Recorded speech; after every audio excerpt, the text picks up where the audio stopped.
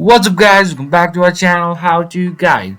Today in this video I'm going to show you guys how you can log into SORA OpenAI using your email. So let's get started guys. I'll be guiding you now.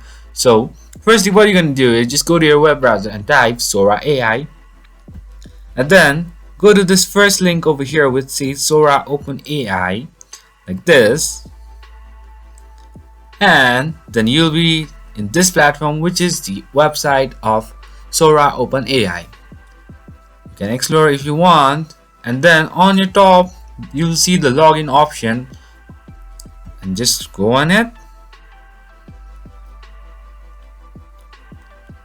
and then this is the particular platform where you have to be, where you can log in to the account. So over here you just type your email address and continue, and it will ask password like this, and just type in your password and then press continue. So that's pretty much guys, that's how you do it. I hope this video is helpful for you guys. So thank you for watching our video guys. If you like our video, please leave a like and don't forget to subscribe our channel, and also hit the bell icon so you never miss an update from us.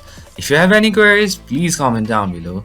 So I'll see you guys again in our next video. Till then, stay safe guys. Thank you for watching.